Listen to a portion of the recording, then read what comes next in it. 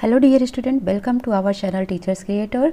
Chhatrapati Shahu ji Maharaj university Kanpur students के लिए बहुत ही सुनहरा मौका है जिसमें मैं आप सभी को 1 to all मीन्स सभी वीडियो प्रोवाइड करा रही हूँ 1 by 1, जिसमें आपका पेपर नंबर 4 ओवरऑल कंप्लीट हो चुका है। आप उसको जाकर प्लेलिस्ट में देख सकते हैं, ठीक है। और ये आपका पेपर 3 चल रहा है। आई होप मैं आज रात तक इसको कंप्लीट कर पाऊँ, बट इसके लिए भी मुझे एक हेल्प चाहिए आप सबकी कि आप सभी जो भी इस वीडियो को देखते हैं, जितना भी देखते हैं, इसको आगे शेयर करिए ताकि बहुत लोगों तक ये वीडियो पहुँच सके और सभी इस चैनल को जितना भी हो सके सपोर्ट और अपना प्यार दीजिए प्लीज़, ठीक है। नए हैं तो सब्सक्राइब कर लीजिए, वही बार बार का बोलना है, ठीक है। स्टार्ट करते हैं। चैप्टर नंबर 7 है, पेपर 3 है आपका ये, ठीक है। तो इसमें है शैक्षिक पर्यवेक्षण। तो डियर स्टूडेंट, सबसे पहले आपको ये समझना होगा कि शैक्षिक पर्यवेक्षण का मतलब है क्या। तो पर्यवेक्षण का मतलब होता है सुपरविजन, ठीक है। जैसे कोई भी चीज़ आपके सामने हो रही है तो आप क्या कर रहे हैं, उसको सुपरवाइज कर रहे हैं, है ना, एक तरीके से उसको निगरानी में रख रहे हैं, देख रहे हैं क्या हो रहा है क्या नहीं हो रहा है, ठीक है। तो यही होता है पर्यवेक्षण, क्लियर। तो उसको ध्यान रखना, देखना उस पर। सुपर का मतलब होता है, अगर हम इसको क्लासीफाई करें 2 पार्ट में, तो सुपर का मतलब होता है सुपर यानी कि सबसे ऊपर, उच्च, हाई, ठीक है। और विजन का मतलब क्या होता है, देखना या दृष्टि, ठीक है। तो जब हम शिक्षा के क्षेत्र में बहुत ही उच्च दृष्टि रखते हैं तो उसे क्या कह लेते हैं, सुपरविजन कहते हैं। अब इसी छोटे से पॉइंट पर यहाँ पर आपके लगभग 50, हाँ आई थिंक 50 या 40 जो भी हैं, ठीक है, इतने वीडियोज होंगे तो इतने क्वेश्चंस होंगे। तो देखते हैं कि क्या क्या है क्वेश्चंस और स्टार्ट करते हैं आपकी क्लास फिर, ठीक है। सबसे पहला क्वेश्चन है पर्यवेक्षण यानी कि सुपरविजन का अर्थ क्या होता है। तो डियर स्टूडेंट, यहाँ पर ऑप्शन है आपके पास उच्च दृष्टि, उच्च और दृष्टि या उत्कृष्ट निरीक्षण। तो अभी मैंने आपको बताया सुपर मीन्स हाई और विजन मीन्स क्या होता है, दृष्टि। तो इसका मतलब हो गया उच्च दृष्टि। तो राइट ऑप्शन आपका क्या हो जाएगा, ऑप्शन नंबर सी इसका करेक्ट हो जाएगा। वह उच्च बुद्धि जो विद्यालय को गति प्रदान करती है कहलाती है। किसको गति प्रदान करती है, विद्यालय को। ऐसी उच्च बुद्धि को क्या कहा जाता है, तो पर्यवेक्षण कहा जाता है। पर्यवेक्षण यानी कि उच्च बुद्धि जो विद्यालय को गति प्रदान करे वह पर्यवेक्षण कहलाती है। तो राइट ऑप्शन आपका हो जाएगा option number C. Question number 3 है हमारे पास, वह दिव्य दृष्टि जिसके द्वारा पर्यवेक्षक संपूर्ण विद्यालयी व्यवस्था के सूक्ष्म तत्वों तथा तत्संबंधी समस्याओं का अध्ययन करता है तथा उसका समाधान प्रस्तुत करता है कहलाता है। यानी कि ऐसी दिव्य दृष्टि, देखने का ऐसा नज़रिया जिससे कोई भी जो सुपरवाइजर है, पर्यवेक्षक है, वो पूरे विद्यालय की व्यवस्था को, उसके जो छोटे छोटे पॉइंट्स हैं, ठीक है, या उनसे होने वाली जितनी भी प्रॉब्लम्स हैं उनका अध्ययन करता है और उसको समाधान भी देता है कि आपकी स्कूल में, आपकी स्कूल व्यवस्था में, हमारे स्कूल व्यवस्था में कहाँ पर प्रॉब्लम्स आ रही हैं उनको जानना और उसको सॉल्व करना। तो ये क्या कहलाता है, तो डियर स्टूडेंट्स क्या कहलाता है, पर्यवेक्षण कहलाता है। जब हम सुपरविजन करेंगे, चीज़ों को, छोटी छोटी चीज़ों को भी निगरानी में रखेंगे, देखेंगे कि कहाँ पर प्रॉब्लम है, उसको सॉल्व करने की कोशिश करेंगे, तो वो हमारे पर्यवेक्षण यानी सुपरविजन के अंतर्गत ही आता है। पर्यवेक्षण का लक्ष्य क्या होता है, तो समस्याओं का समाधान करना, समस्याओं के समाधान के लिए उपयुक्त सुझाव देना या सुझावों को व्यवहार में लाने के लिए उपयुक्त परिस्थितियों का निर्माण करना या उपरोक्त सभी। तो राइट आंसर क्या हो जाएगा, उपरोक्त सभी, क्योंकि पर्यवेक्षण का लक्ष्य ही होता है कि कोई प्रॉब्लम आ रही है उसको सॉल्व करो। प्रॉब्लम के लिए अगर आप गाइड कर सकते हो तो किसी को उपयुक्त सुझाव दो, अगर सुझाव दे रहे हो तो उसको उसके बिहेवियर में लाने के लिए ऐसी परिस्थिति बना दो कि उस चीज़ को वो अपनाए और अपने प्रॉब्लम्स को दूर कर सके। ओके, तो ये सभी ही होता है एक पर्यवेक्षण का लक्षण। किसने कहा, पर्यवेक्षण का उद्देश्य शिक्षा का विकास है, यानी कि जो सुपरविजन है उसका मेन एम है डेवलपमेंट ऑफ एजुकेशन। यह किसने कहा, तो डियर स्टूडेंट इसको कहा बर्टन ने, है ना। बर्टन ने सुपरविजन को बांट दिया, किस में, डेवलपमेंट ऑफ एजुकेशन में, यानी कि शिक्षा का विकास कह दिया बर्टन ने। पर्यवेक्षण करने का अर्थ शिक्षकों के विकास का समन्वय, उत्प्रेरण तथा निर्देशन है। यह परिभाषा किसने दी, तो बर्टन ने क्या दिया कि शिक्षा का विकास करना पर्यवेक्षण कहलाता है। ठीक है, तो इसको किसने कहा? इसको कहा ब्रिग्स तथा जस्टमैन ने। इन्होंने कहा कि जो शिक्षक का विकास है, समन्वय है, उत्प्रेरण है, निर्देशन है, वही पर्यवेक्षण कहलाता है। ठीक है, तो ब्रिग्स और जस्टमैन याद रखना। पर्यवेक्षण वह प्रक्रिया है जिसका उद्देश्य शिक्षकों को अपना कार्य उत्तम ढंग से करने में सहायता करता है। तो किसने कहा इस कथन को? तो इसको कहा है वाइल्ड ने। वैसे तो वाइल्ड का मतलब क्या होता है? जंगल, है ना, जंगली, बट यहाँ पर वाइल्ड जंगली ना होकर एक उत्तम ढंग से कार्य करने को बोला है। ठीक है, तो याद रखना, जस्ट सिनोनिम्स ना होकर ये एंटोनिम्स हो गया यहाँ पर। यानी कि जो वाइल्ड हैं, इन्होंने कहा कि सुपरविजन वह क्रिया है, वह प्रोसेस है, वह प्रक्रिया है जिसके थ्रू कोई भी शिक्षक, कोई भी टीचर अपने कार्य को बहुत ही अच्छे तरीके से कर सकता है या करने में सहायक होता है। किसने कहा कि पर्यवेक्षण शिक्षण के विकास को नियोजित कार्यक्रम है? ठीक है, तो किसने कहा था इसको? एडम्स एंड डिक्की ने। देखो, शिक्षा का विकास है, इसको कहा था किसने? इसको कहा था बर्टन ने। ठीक है, लेकिन शिक्षण के विकास का नियोजित कार्यक्रम है, इसको कहा एडम्स एंड डिक्की ने। ठीक है, पर्यवेक्षण के मुख्य विषय कौन कौन से हैं? तो नोट कर लो, छात्र तथा सीखने की विधियाँ, पाठ्यक्रम का संगठन तथा सीखने की विधियाँ, प्रयुक्त संसाधन एवं शिक्षण की परिस्थितियाँ, या उपरोक्त सभी। तो डियर स्टूडेंट्स, हो जाएगा आपका उपरोक्त सभी। क्यों हो जाएगा? सुपरविजन का मुख्य विषय यही होता है कि हम स्टूडेंट्स को किस तरीके से, कौन सी विधियाँ हैं जिससे उनको सिखाया जा सके। हमारा जो कैरिकुलम है, ठीक है, उसका संगठन या सीखने की विधियाँ क्या हैं। ठीक है, जो संसाधन प्रयुक्त हो रहे हैं या शिक्षण विधि है उसकी परिस्थितियाँ क्या हैं। तो ये सभी पर्यवेक्षण के मुख्य विषय होते हैं। क्वेश्चन नंबर 10 देखेंगे। पर्यवेक्षण शिक्षा अधिकारियों द्वारा किया गया वह प्रयास है जिसमें शिक्षकों तथा शिक्षा से व्यक्तियों के विकास हेतु प्रेरणा, शिक्षा के उद्देश्यों का चयन और सुधार, शिक्षण सामग्री, शिक्षण विधि तथा मूल्यांकन में सुधार की क्रियाएं सम्मिलित हैं। यह परिभाषा किसने दी? तो यह परिभाषा दिया है आपको शिक्षा शब्दकोश ने। ठीक है, जिसको हम बोलते हैं एजुकेशन डिक्शनरी। ठीक है, तो एजुकेशन डिक्शनरी ने ही पर्यवेक्षण को इतना डिटेल में बताया। उसने बोला जो शिक्षा शब्दकोश है, इनके हिसाब से जो पर्यवेक्षण है, ये जो हमारे शिक्षा अधिकारी हैं, एजुकेशनल ऑफिसर्स होते हैं, इनके द्वारा किया गया एक ऐसा प्रयास है जिसमें टीचर्स तथा शिक्षा से व्यक्तियों को, यानी टीचर और एजुकेशन से व्यक्तियों का डेवलपमेंट किया जाता है, उनको मोटिवेट किया जाता है, उनका सिलेक्शंस किया जाता है, उनमें इम्प्रूवमेंट किया जाता है। ठीक है, या फिर डिफरेंट टाइप के जो शिक्षण सामग्रियां हैं, मटेरियल्स, मेथड्स, इवैल्यूएशंस, ये सभी सुधार की क्रियाएं सम्मिलित होती हैं पर्यवेक्षण में। तो ये कहा शिक्षा शब्दकोश ने। विस्तृत अर्थों में पर्यवेक्षण का उद्देश्य क्या है? ठीक है, विस्तृत अर्थों में पर्यवेक्षण का उद्देश्य क्या है? शिक्षण का मार्गदर्शन, प्रशिक्षण द्वारा शिक्षकों का विकास, शिक्षण संस्थानों के लिए उद्देश्यों का विनिश्चय। तो उपरोक्त सभी इसका राइट आंसर हो जाएगा।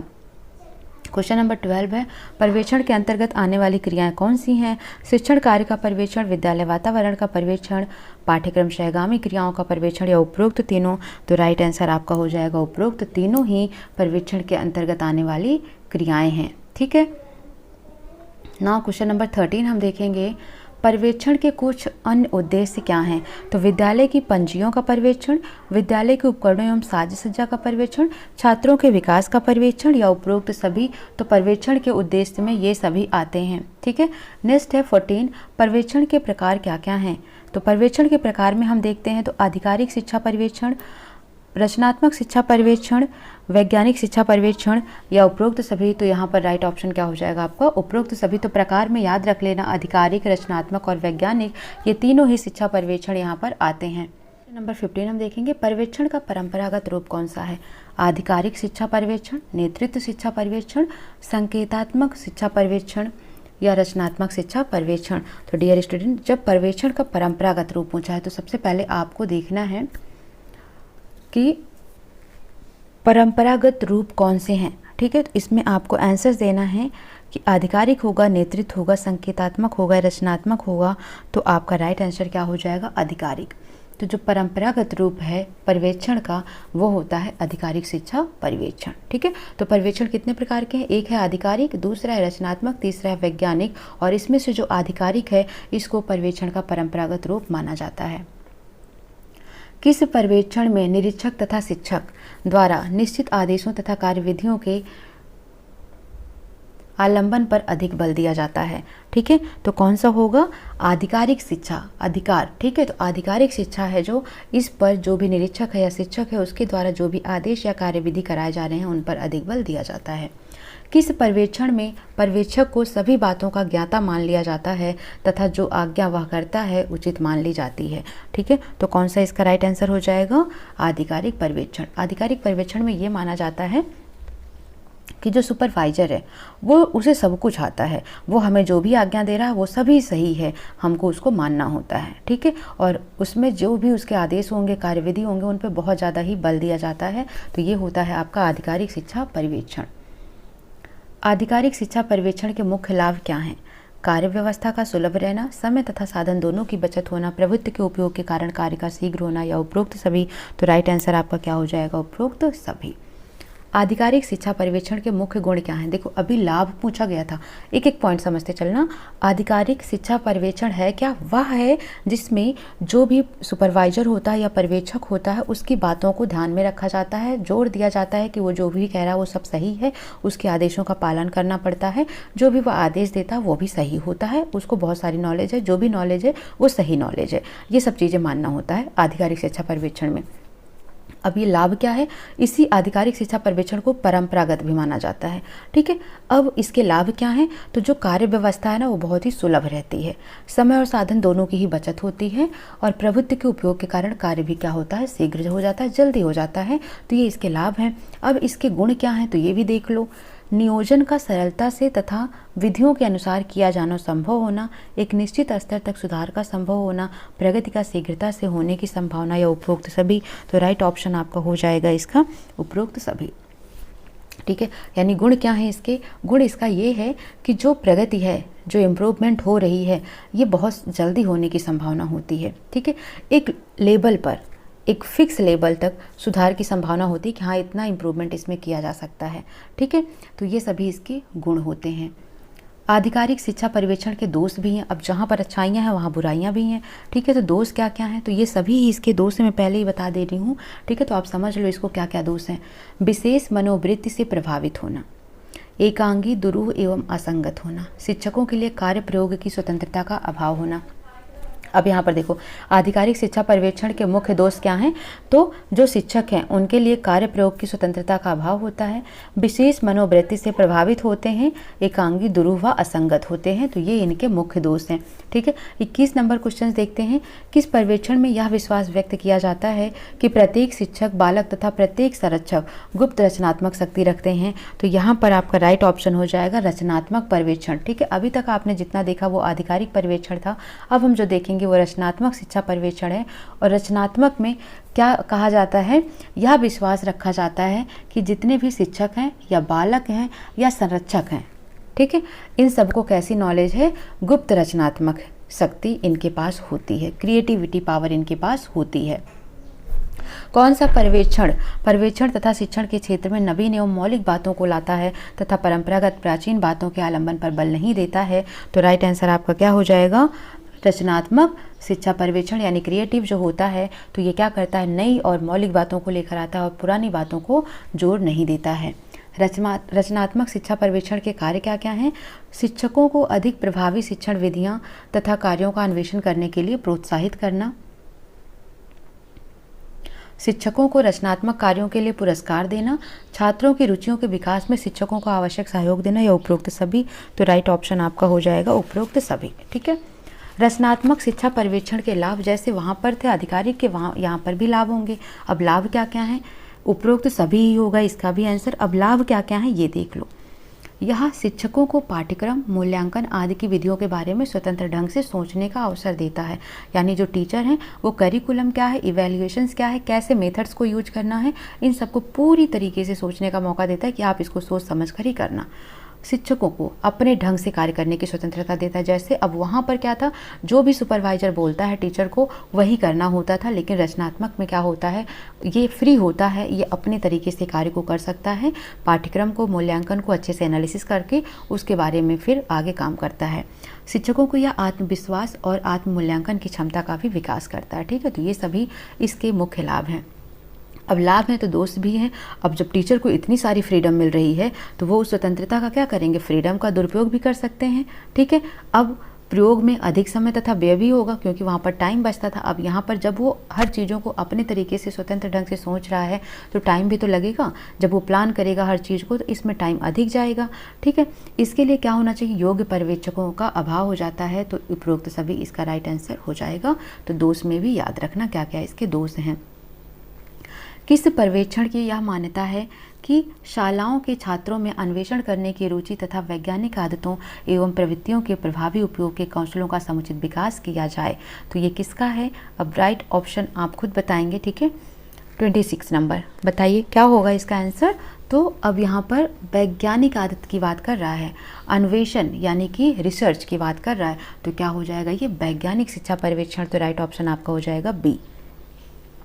एयर ने वैज्ञानिक शिक्षा पर्यवेक्षण के आधार माने हैं। तो किसको माना है एयर ने, तो लचीलापन और नियोजन, वस्तुनिष्ठता, मूल्यांकन, तो इन सभी को ही एयर ने वैज्ञानिक शिक्षा पर्यवेक्षण का आधार माना है। वैज्ञानिक शिक्षा पर्यवेक्षण के मुख्य गुण क्या हैं, तो यह लचीलापन, सुनियोजित, वस्तुनिष्ठ होता है, वस्तुनिष्ठ निर्णय को आवश्यक मानना है, प्रामाणिकता का आधार अधिक होता है, उपरोक्त सभी। तो राइट आंसर हो जाएंगे उपरोक्त सभी। वैज्ञानिक शिक्षा पर्यवेक्षण में दोष क्या है, अनेक क्षेत्रों में अभी तक वैज्ञानिक विधियों का प्रयोग नहीं होना। ठीक है, तो ये भी एक दोष है।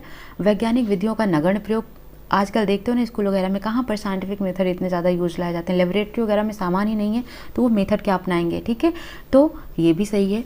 आधिकारिक तथ्यों के आधार पर लिए गए निर्णयों में शंका का स्थान होता है कि पता नहीं ये सही है कि नहीं है। ठीक है, तो ये सभी चीज़ें क्या हैं, इसमें दोष पाई जाती हैं साइंटिफिक मेथड में। किस पर्यवेक्षण में शिक्षकों की समस्याएं प्रस्तुत होने के पूर्व ही उनके समक्ष रखकर उन्हें सचेत किया जाता है। तो किस टाइप की यहाँ पर, तो राइट आंसर हो जाएगा संकेतात्मक शिक्षा पर्यवेक्षण में उनको संकेत यानी सचेत कर दिया जाता है कि उनमें अब ये समस्या आने वाली है। समस्या आने से पहले ही उनको थोड़ा सा इसके बारे में संकेत या इशारा कर दिया जाता है। तो ये होता है संकेतात्मक शिक्षा पर्यवेक्षण। संकेतात्मक शिक्षा पर्यवेक्षण में क्या दोष पाए जाते हैं, पूर्व संकेत मिल पाने में कठिनाई होती है, पर्यवेक्षक तथा शिक्षकों में अत्यधिक कुशलता की अपेक्षा जिसकी पूर्ति असंभव होती है, पूर्व संकेतों के मिल पाने की कठिनाई के कारण इसकी उपयोगिता बहुत सीमित है। तो ये सभी इसके राइट आंसर हो जाएंगे। नेतृत्व शिक्षा पर्यवेक्षण के मुख्य गुण क्या हैं, देखो क्या क्या पढ़ते आए अभी तक आप, आधिकारिक पढ़ लिया आपने, रचनात्मक पढ़ लिया आपने, वैज्ञानिक पढ़ लिया आपने, संकेतात्मक पढ़ लिया आपने। अभी क्या पढ़ना है, नेतृत्व शिक्षा पर्यवेक्षण। ठीक है, तो नेतृत्व शिक्षा पर्यवेक्षण के क्या गुण हैं ये पूछा गया है। ठीक है, तो राइट ऑप्शन आपका क्या हो जाएगा, उपरोक्त सभी दिया है। यहाँ पर उपरोक्त सभी देने का मतलब ये है कि जितने भी पर्यवेक्षण है ना, जितने भी प्रकार हैं, आप उनके गुण, दोष, लाभ, हानि सब जान लो। ठीक है, इसीलिए इन्होंने इसको दिया है। तो क्या है नेतृत्व शिक्षा पर्यवेक्षण के गुण क्या हैं, शिक्षण संबंधी नवीन गतिविधियों से परिचित करवाता है, यथार्थवादी होता है, छात्रों तथा शिक्षकों को समाज के साथ जोड़ता है। सही हो जाएगा सभी। दोष क्या है इसके, नेतृत्व का हमारे निस्वार्थी एवं उत्तम होना संभव नहीं है, नेतृत्व की क्षीणता शिक्षा को भी क्षीण बना देती है, अत्यधिक सत्ता का उपयोग। तो उपरोक्त सभी यहाँ पर भी हो जाएगा, यानी दोष हैं तो हानि भी है। ठीक है, तो ये याद रखना, यानी लाभ है तो हानि भी है। 34 है, शैक्षिक पर्यवेक्षण की आवश्यकता किन कारणों से होती है, तो सामाजिक आवश्यकताओं के कारणों से, अध्यापकों पर अधिभार के कारण से, नवीन शिक्षण विधियों के विकास के कारण से। उपरोक्त सभी कारण से ही शैक्षिक पर्यवेक्षण की आवश्यकता होती है। अब भाई समाज की आवश्यकता हो रही है, अध्यापक पर बहुत ज़्यादा प्रेशर पड़ रहा है, नई नई पद्धतियाँ आ रही हैं, तो इन सभी के कारण ही शैक्षिक पर्यवेक्षण यानी एजुकेशनल सुपरवाइजर की आवश्यकता पड़ती है। शैक्षिक पर्यवेक्षण के कार्यक्षेत्र को प्रभावित करने वाले कारक कौन है, नेतृत्व कौशल, प्रबंधीय ज्ञान का अभाव, पर्यवेक्षण की निकटता। तो ये सभी ही क्या हैं, प्रभावित करने वाले कारक हैं। तो उपरोक्त सभी इसका राइट आंसर हो जाएगा। पर्यवेक्षण का क्षेत्र किन बातों तक विस्तृत है, यानी कि किन बातों तक फैला हुआ है, शिक्षण कार्य, विद्यालय वातावरण, पाठ्यक्रम, शाहगामी क्रिया या उपरोक्त सभी। तो राइट ऑप्शन आपका हो जाएगा उपरोक्त सभी। 37 है, एक पर्यवेक्षक को अपने व्यवसाय से संबंधित किन कार्यों को करना पड़ता है। तो एक पर्यवेक्षक यानी जो सुपरवाइजर होता है उसको अपने व्यवसाय से संबंधित कक्ष का निरीक्षण भी करना पड़ता है, कार्यालय कार्य का संचालन भी करना पड़ता है, शिक्षक गोष्ठियों का आयोजन भी करना पड़ता है, यानी ये सभी कार्य उसको करने पड़ते हैं। पेघहम ने शैक्षिक पर्यवेक्षण के कितने सिद्धांतों का उल्लेख किया है। तो राइट ऑप्शन हो जाएगा आपका 10, यानी पेघहम ने शैक्षिक पर्यवेक्षण के 10 सिद्धांतों का वर्णन किया है। आरबर्टन तथा बुकर ने पर्यवेक्षण के कितने सिद्धांत बताए हैं? तो इन्होंने 4 बताए हैं। ठीक है, अब देखो कैसे याद रखोगे, आरबर्टन और बुकर, है ना, तो बुकर यानी कि कुकर, ठीक है, और बटन, ठीक है, तो इसका मतलब ये समझना लगभग 4 बुकर यानी कि 4 सीटियाँ, 4 कुकर, ठीक है, तो इतनी ही, इससे ज़्यादा सीटियाँ जल्दी से नहीं लगाई जाती हैं, तो बुकर का मतलब कुकर, याद रखना 4 कुकर, ठीक है। अब यहाँ पर है पेकहम, तो पेकहम का मतलब पी के हम, है ना, पी के हम 10 बार बोले हैं, तो क्या हो जाएगा, पी के हम यानी कि ये क्या हो जाएगा, 10 सिद्धांत दिए हैं। ब्रिक तथा जस्टमैन ने शैक्षिक पर्यवेक्षण के सिद्धांत बताए हैं, ये सभी इसके राइट आंसर होंगे, यानी कि लचीलापन भी होता है, सहकारिता भी होता है, उत्साहवर्धक और प्रभावी भी होता है। तो इस तरीके से 10 चैप्टर नंबर 7 के हम टोटल 40 क्वेश्चंस कवर कर चुके हैं। नाउ अब आता है आपका question number 1 of chapter number 8, ठीक है। तो संतुलन मत बिगाड़ना अपना हमारी तरह, जैसे हम आपको पढ़ाते पढ़ाते धीरे धीरे अपना संतुलन खो दे रहे हैं, ठीक है। सो क्योंकि टाइम कम है आपका, तो वीडियो बनाने में बहुत बिजी रह रही हूँ, ठीक है। तो जब वर्कलोड पड़ता है तो अभी बहुत सारे बच्चों का वीडियो बनाना है, MDO स्टूडेंट का, हरियाणा यूनिवर्सिटी का, तो बहुत सारा काम है। बट फर्स्टली अभी आपका एग्ज़ाम है तो थोड़ा सा वर्क ज़्यादा हो रहा है। बट प्लीज़ अगर आप मोटिवेट हमको करते रहेंगे, कमेंट करें अच्छा, ठीक है, मैसेज करें, सब्सक्राइब करें, लाइक करें, तो हौसला मेरा भी बुलंद होता रहेगा कि यस, मेरे भी कार्य का मुझे भी कुछ रिजल्ट मिल रहा है, ठीक है।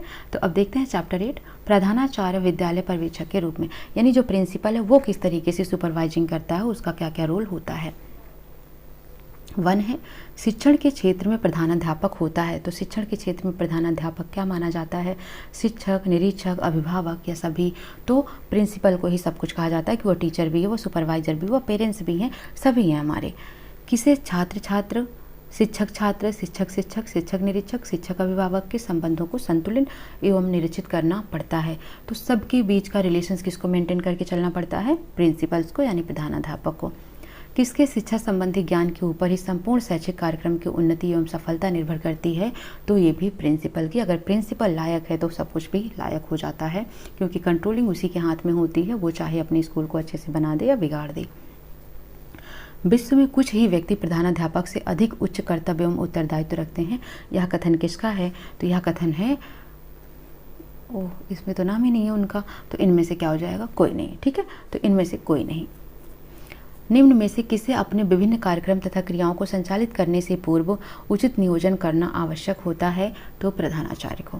प्रधानाचार्य को नियोजन कितने स्तरों पर करना चाहिए, यानी कि प्लानिंग कितने स्तर पर, ठीक है। तो कुछ भी कार्य वो संचालित करते हैं, एग्जीक्यूट करते हैं, तो उससे पहले वो प्लान करते हैं। तो कौन है, प्रधानाचार्य, प्रिंसिपल जी हमारे। और जो प्रिंसिपल हैं ये प्लानिंग कितने लेवल की करते हैं, 2 लेवल की करते हैं, 3 लेवल की करते हैं, 1 लेवल की करते हैं, 4 लेवल की करते हैं। तो कितने लेवल की करते हैं, 3 लेवल की करते हैं, ठीक है। प्रवेश में संबंधित नियमों का निर्धारण कौन करता है, तो प्रवेश से संबंधित नियमों का निर्धारण भी प्रधानाचार्य ही करते हैं।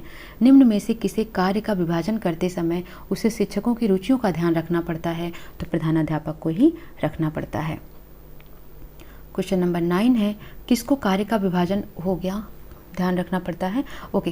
किसको कार्य का विभाजन करते समय यह भी ध्यान रखना चाहिए कि सभी अध्यापकों की यथासंभव बराबर कार्य दिया जाए, यानी किसी टीचर को कम ज़्यादा नहीं, सबको ही बराबर कार्य दिया जाए, तो ये भी प्रधानाचार्य की रिस्पॉन्सिबिलिटी होती है। निम्न में से किसकी जिम्मेदारी है कि वह प्रत्येक शिक्षक से उनकी क्रियाओं तथा पाठों की योजना तैयार करवाएं, तो यह भी किसकी जिम्मेदारी है, प्रधानाध्यापक की। विद्यालय में विशेषज्ञों के भाषणों का आयोजन कौन करवाता है, यानी जो स्पेशलिस्ट हैं उनसे स्पीच कौन दिलवाता है, उनका आयोजन कौन करवाता है, तो वो भी हमारा कौन होता है, प्रिंसिपल ही होता है। विद्यालय में सत्र के दौरान कक्षा परिनिरीक्षण की व्यवस्था कौन करता है, तो डियर स्टूडेंट ये भी हमारा प्रधानाचार्य होता है। तो एक तरफ से आपको हेडिंग करके लिख देना है प्रधानाचार्य के कार्य, और सबको पॉइंट में लिख देना है कि जैसे विशेषज्ञों के भाषण का आयोजन, सत्र के दौरान कक्षा परिनिरीक्षण की व्यवस्था, अध्यापकों के यथासंभव बराबर कार्य देने की रिस्पॉन्सिबिलिटी, ठीक है, प्रत्येक शिक्षक को उनकी क्रिया और पाठों की योजना तैयार करवाने की जिम्मेदारी। तो ये सब चीज़ें एक लाइन से आप लिख लो, 10, 15, 20 जितने भी बने सारे इनके नियम आप लिख लो। विद्यालय में कक्षा प्रोन्नति के नियमों का निर्धारण कौन करता है, तो ये भी कौन करता है, प्रधानाचार्य जी ही करते हैं, ठीक है। अब नेक्स्ट है 14 नंबर, निम्न में से कौन सर्वप्रथम शिक्षक है और फिर प्रशासक है, तो पहले शिक्षक उसके बाद रूलर, इसका मतलब ये है। तो कौन है? तो प्रधानाध्यापक। निम्न में से किसे विद्यालय में 12 से 15 कालांश तक शिक्षण कार्य करना चाहिए? ठीक है, तो किसे करना चाहिए? तो यहाँ पर राइट आंसर हो जाएगा 12 से 15 कालांश तक शिक्षण कार्य करना चाहिए, तो प्रधानाध्यापक है। प्रधानाचार्य का कक्षा में प्रवेश किस रूप में होना चाहिए? परामर्शदाता, सहयोगी, मित्र या उपरोक्त सभी?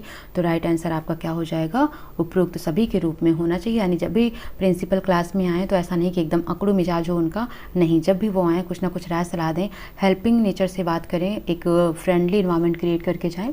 ठीक है। प्रधानाध्यापक को निरीक्षण करते समय शिक्षक के किस व्यवहार पर ध्यान रखना चाहिए? स्वभाव, रुचि, योग्यता या इन सभी पर? तो सभी पर। टीचर के हर एक स्वभाव पर, रुचि पर, योग्यता पर, सब पर निगरानी रखनी चाहिए प्रधानाध्यापक को। निम्न में से किसने प्रधानाध्यापक के उत्तम व्यक्तित्व, चरित्र की शुद्धता, दृढ़ता, नेतृत्व शक्ति पर अधिक बल दिया है? तो किसने दिया है? वार्ड जी रीडर, ब्रे, पीरेन या दोनों? तो दोनों ने ही दिया है, यानी कि वार्ड जी रीडर और ब्रे ने, दोनों ने ही कहा कि जो प्रधानाध्यापक है उसके उत्तम व्यक्तित्व, चरित्र की शुद्धता, दृढ़ता और नेतृत्व शक्ति पर अधिक बल देता है। माध्यमिक स्कूल के प्रधानाध्यापक के मुख्यतः किन विशेषताओं का होना आवश्यक है? तो किन का होना आवश्यक है? किशोरावस्था, प्रौढ़ावस्था, वृद्धावस्था, उपरोक्त सभी। तो जो माध्यमिक स्कूल के प्रधानाध्यापक होते हैं उनमें मुख्यतः जो है वो किशोरावस्था की विशेषताओं का होना आवश्यक है। निम्न में से किस स्कूल के प्रधानाचार्य को मुख्यतः किशोरावस्था की विशेषताओं का ज्ञान होना आवश्यक है? तो किशोरावस्था की बात आ गई तो इसका मतलब माध्यमिक स्कूल की बात कह रहे हैं। कौन व्यावसायिक ज्ञान के अभाव में अपने पद के दायित्वों एवं कर्तव्यों का निर्वहन सफलतापूर्वक नहीं कर सकता है? ठीक है, कौन है जो नहीं कर सकता है? व्यावसायिक ज्ञान का अभाव नहीं है उसको, तो वो अपने ड्यूटीज़ को, अपने दायित्व की रिस्पॉन्सिबिलिटी को अच्छे से नहीं कर पाएगा। लिपिक, लेबर, प्रधानाचार्य, उपरोक्त सभी। तो राइट आंसर हो जाएगा प्रधानाचार्य।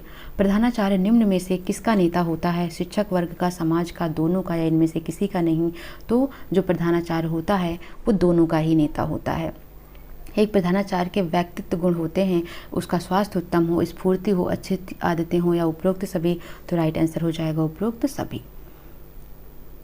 किसी प्रधानाचार्य का व्यवसायिक गुण कौन सा है? व्यवसायिक ज्ञान, विद्वता, निष्ठावान, उपरोक्त सभी। तो राइट आंसर क्या हो जाएगा? उपरोक्त सभी। ये तो ऐसे छोटे छोटे इजी क्वेश्चन हैं, इसलिए मैं इन पे ज़्यादा फोकस नहीं कर रही हूँ। मुझे लगता है कि जो क्वेश्चन समझाना चाहिए, जो आपको प्रॉब्लम क्रिएट कर सकता है, उसको मैं एक्सप्लेन कर देती हूँ। प्रधानाचार्य विद्यालय गतिविधियों से संबंधित कर्मचारियों, साधनों, वस्तुओं एवं उद्देश्यों पर नियंत्रण रखे बिना उसके विकास हेतु निर्देशन नहीं प्रदान कर सकता। यह कथन किसने कहा है? तो यह कथन कहा है रायबर्न ने। रायबर्न ने राय दी है। क्या राय दी है? रायबर्न ने राय दी है कि जो प्रधानाचार्य है वो विद्यालय की जितनी भी गतिविधियां हैं उनसे संबंधित कर्मचारी जो हैं, साधन हैं, वस्तु हैं, उद्देश्य हैं, इन पर नियंत्रण रखे बिना उसके विकास हेतु निर्देशन नहीं प्रदान कर सकता है। राय ने अपनी राय सही दी है। भाई, जब तुम किसी चीज़ पर नज़र नहीं रखोगे तो उस पर तुम निर्देश कैसे कर पाओगे, उसके विकास कैसे कर पाओगे? तो रायबर्न की राय बिल्कुल सही है, याद रखना इस चीज़ को। जैसा प्रधानाचार्य होगा वैसा विद्यालय होगा। यह उक्ति किसके लिए कहा गया है? तो किसके लिए कहा गया है? प्रधानाध्यापक के लिए कहा गया है। ठीक, किसका मत है कि विद्यालय का मुख्य अध्यापक या प्राचार्य शैक्षणिक प्रक्रिया का केंद्रीय बिंदु है? एक प्रभावशाली नेता के रूप में उसी की योग्यता पर ही विद्यालय पद्धति की सफलता निर्भर करती है। तो राइट ऑप्शन हो जाएगा जसवंत सिंह ने इसको कहा है कि विद्यालय का जो प्रधानाचार्य होता है उसकी शैक्षणिक प्रक्रिया का केंद्र बिंदु है। एक प्रभावशाली नेता के रूप में उसी की योग्यता पर ही विद्यालय पद्धति की सफलता निर्भर करती है। विद्यालय के कार्यकलापों में प्रधानाचार्य का चरित्र किस रूप में प्रतिबिंबित होता है? प्रत्यक्ष, अप्रत्यक्ष या दोनों? तो राइट ऑप्शन आपका हो जाएगा दोनों। 29 नंबर क्वेश्चन है, किसका कथन है कि समाज में स्कूल की ख्याति तथा स्थिति इस बात पर निर्भर करती है कि प्राचार्य का विद्यालय के अध्यापकों, विद्यार्थियों और उनके माता पिता तथा सामान्य पर कितना प्रभाव है? यानी स्कूल का प्रिंसिपल जैसा होगा समाज में उस स्कूल का गुणगान भी वैसा होगा। कहने का मतलब ऐसा ही है। तो इसको किसने कहा? सेकेंडरी शिक्षा आयोग, केंद्रीय शिक्षा परामर्श बोर्ड, मेरी पार्कोर फॉलेट या हाउथोर्न ने? तो राइट आंसर हो जाएगा सेकेंडरी शिक्षा आयोग ने इसको कहा है। निम्न में से कौन वह बिंदु है जिसके चारों ओर संपूर्ण विद्यालय पद्धति घूमती है? तो राइट आंसर है यार क्या? प्रधानाध्यापक। ठीक है। शिक्षा संस्था की किसी भी योजना का तब तक वांछित परिणाम नहीं निकल सकता जब तक उसका प्रशासन कुशल और विचारात्मक न हो। यह मत किसका है डियर स्टूडेंट? यह मत है केंद्रीय शिक्षा परामर्श बोर्ड का। ठीक है, यानी कि शिक्षा संस्था की किसी भी योजना का तब तक रिजल्ट नहीं निकलेगा जब तक कि उसका जो प्रशासन है वो कैसा नहीं हो, कुशल और विचारात्मक ना हो, तब तक कोई भी वांछित परिणाम नहीं निकलने वाला है किसी भी प्लानिंग का। निम्न में से किस लेखक ने प्रधानाध्यापक की तुलना जहाज के कप्तान से की है? ठीक है, इंपॉर्टेंट क्वेश्चन है, रट लेना। WM रायबर्न ने, ठीक है, रायबर्न ने जिन्होंने राय दी थी, ठीक है, तो इन्हीं के हिसाब से ही जो प्रधानाध्यापक हैं वो क्या हैं? जहाज के कप्तान हैं। किसका मत है जैसा प्रधानाचार्य होगा वैसा विद्यालय होगा? ठीक है, जॉन्स, रेलर या मार्फेट या इनमें से कोई नहीं? डियर स्टूडेंट, राइट ऑप्शन है आपका इनमें से कोई नहीं, क्योंकि जैसा विद्यालय होगा, जैसा प्रधानाचार्य होगा वैसा ही उसका विद्यालय होगा। और यह कथन किसने कहा था? अच्छा, ये उक्ति किसके लिए कही गई है? प्रधानाध्यापक के लिए कही गई है। ठीक है, तो कहाँ गया आया? हाँ, ठीक है, तो इनमें से कोई नहीं इसका राइट आंसर है। घड़ी में जो स्थान बड़े स्प्रिंग का होता है, मशीन में जो स्थान फ्लाई व्हील का होता है, जहाज में जो स्थान इंजन का होता है, वही स्थान विद्यालय में प्रधानाध्यापक का होता है। यह कथन किसने कहा है? तो यह कथन कहा है PC रैन ने, पर्सनल कंप्यूटर रैन ने। ठीक है, रैन ने चैन उड़ा लिया। इन्होंने कहा भाई सब बड़ी बड़ी बातें कह दी कि जो जहाज में स्थान इंजन का है, जो घड़ी में स्प्रिंग का स्थान है, जो मशीन में फ्लाई व्हील का स्थान है, इस विद्यालय में भी प्रधानाध्यापक का वही स्थान होता है। इसको कहा है रैन ने, PC रैन ने। किसका मत है सेनाएं निम्न कोटि की नहीं होती बल्कि सेनापति निम्न कोटि की होते हैं? यही बात स्कूल के लिए भी सत्य है। यह कथन किसने कहा है? इनमें से कोई नहीं। अब इनमें से कोई नहीं है तो आगे कर ही क्या सकते हैं? बुक है आपके पास तो आप इनके आंसर्स नोट कर लीजिएगा। शिक्षण क्रियाओं में प्रधानाचार्य द्वारा निम्न में से कौन सा कार्य किए जाते हैं? तो पाठ्यक्रम का निर्माण करना, शिक्षण विधियों की व्यवस्था करना, मूल्यांकन करना, उपयुक्त सभी। तो राइट ऑप्शन आपका हो जाएगा उपयुक्त सभी। विद्यालय के समस्त कार्यक्रमों की सफलता तथा असफलता किस पर निर्भर करती है? सिंपल सा ऑप्शन है इसका, बताओ जल्दी क्या होगा? प्रधानाध्यापक पर, शिक्षक पर, छात्र पर या अभिभावक पर? तो राइट ऑप्शन आपका क्या हो जाएगा? शिक्षक पर, क्योंकि यहाँ पर बोल रहा है कार्यक्रम की सफलता असफलता किस पर निर्भर करती है? शिक्षक पर। प्रधानाचार्य के शिक्षक संबंधी कार्य कैसे होते हैं? मार्गदर्शन देना, उन्नति के अवसर प्रदान करना, कार्यभार संतुलित करना, उपरोक्त सभी। तो राइट आंसर हो जाएगा उपरोक्त सभी। निम्न में से किसका मत है कि विद्यालय प्रबंध का महत्वपूर्ण कार्य शिक्षकों, छात्रों तथा अन्य कार्यकर्ताओं के बीच सहयोग स्थापित करना है? तो ऐसा किसने कहा था? हेनरी र्यूलिन ने कहा था। क्वेश्चन नंबर 40 है, शिक्षा के क्षेत्र में केवल लेखा जोखा रखना ही पर्याप्त नहीं है बल्कि उस धन से अधिकतर शैक्षणिक उपलब्धियां प्राप्त करना है। यह किसका मत है? तो यह मत है मार्फेट का। ठीक है, तो मार्फेट ही है, मार्केट से समझना, मार्फेट। लेखा जोखा पर्याप्त नहीं है मतलब धन से अधिकता शैक्षणिक उपलब्धियां। किसने कितना अच्छा रिकॉर्ड बनाया है, कितना अच्छा उसने अचीवमेंट किया है शैक्षणिक फील्ड में, ठीक है, ये जरूरी है, मार्फेट ने कहा है। निम्न में से किसके द्वारा विद्यालय की समस्त गतिविधियों को विकसित किया जाता है? छात्र, अभिभावक, विद्यालय प्रशासन या कार्यालय? तो राइट आंसर हो जाएगा छात्र के द्वारा ही विद्यालय की समस्त गतिविधियाँ विकसित की जाती हैं। किस लेखक ने कहा है विद्यालय का भवन या विद्यालय भवन निर्माण पर कुल बजट का 20% व्यय किया जाना चाहिए? सी चंद्रमोहन, क्लवर्टसन, मार्फेट या पार्सन्स? तो राइट आंसर आपका हो जाएगा सी, मार्फेट ने कहा है। यानी खर्चे वर्चे की जो भी बात है मार्केट वार्केट वो मार्फेट ने ही कहा है। ठीक है, लेखा जोखा, बजट, ये सब मार्फेट ने ही कहा, याद रखना। विद्यालय द्वारा निम्न में से किसके स्वास्थ्य पर सर्वाधिक ध्यान देना चाहिए? प्रधानाध्यापक, छात्र, शिक्षक या लिपिक? तो डियर स्टूडेंट, राइट आंसर हो जाएगा छात्र। ठीक है, क्योंकि स्कूल के लिए तो स्टूडेंट ही सब हैं, पॉजिटिव वही हैं, बाकी सब नेगेटिव हैं। विद्यालय द्वारा छात्रों के स्वास्थ्य के लिए करना पड़ता है, क्या करना पड़ता है? खेल कूद, छुट्टी, शिविर, स्वास्थ्य संबंधी कार्यक्रम या उपयुक्त सभी? तो राइट आंसर हो जाएगा डी, यानी छात्रों के स्वास्थ्य के लिए खेल कूद भी करवाना पड़ता है, स्वास्थ्य संबंधी कार्यक्रम, छुट्टी, शिविर भी, ये सभी करवाने पड़ते हैं। निम्न में से किसने प्रचार द्वारा स्कूलों के छात्रों संबंधी उपयोगी कार्यकलापों को निरूपित किया है? ठीक है, तो राइट आंसर हो जाएगा सी, यानी JC पार्कर ने। किसका मत है कि महान प्रधानाचार्य छात्रों के बड़े अच्छे मित्र होते हैं? जो बहुत ही अच्छे प्रिंसिपल है ना, वो छात्रों के बहुत अच्छे मित्र भी होते हैं। यह कथन किसका है? तो राइट आंसर है आपका डियर स्टूडेंट डी ऑप्शन, यानी कि इनमें से कोई नहीं, तो उनका नाम ही इसमें नहीं है। महान प्रधानाचार्य किसके बड़े अच्छे मित्र होते हैं? तो वो छात्र के बड़े अच्छे मित्र होते हैं। प्राचार्य को छात्रों के लिए उपयोगी कार्यक्रम करना चाहिए ताकि उनका समुचित विकास हो सके, सामाजिक, आर्थिक, राजनीतिक। तो डियर स्टूडेंट, बच्चों का ओवरऑल डेवलपमेंट करना होता है, तो उपयुक्त सभी इसका राइट आंसर हो जाएगा।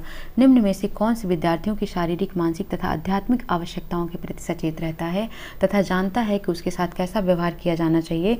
तो राइट आंसर हो जाएगा किसके साथ, या कौन जानता है? तो प्राचार्य है, वो जानता है, ठीक है, कि किसके साथ कैसा व्यवहार किया जाना चाहिए। प्रवेश में संबंधित नियमों का निर्धारण कौन करता है? तो प्रधानाचार्य ही एडमिशन से संबंधित नियमों का निर्धारण करता है। तो अभी इतनी चीज़ें तो क्लियर हो गई हैं। उसके बाद देखो यहाँ पर जो एक कि कौन सा कथन किसने कहा है, ठीक है। तो इसमें हर जगह क्या दिया है, इन्होंने नहीं कहा, इन्होंने नहीं कहा है। तो मैं इसका भी एक वीडियो बना दूंगी कि कौन सा कथन किसने कहा है, ठीक है। तो आपको परेशान होने की ज़रूरत नहीं है, मैं इन सारे कोटेशंस के आंसर्स निकाल कर आपको दे दूंगी। बट प्लीज़ अगर नए हैं तो सब्सक्राइब कर लीजिए, चैनल को शेयर कर दीजिए ताकि सभी लोग इसका बेनिफिट लें और मुझे भी मोटिवेट करते रहे। यार थक गए हैं वीडियो बनाते बनाते, ठीक है। तो मिलते हैं नेक्स्ट सेशन में। Thank you for watching.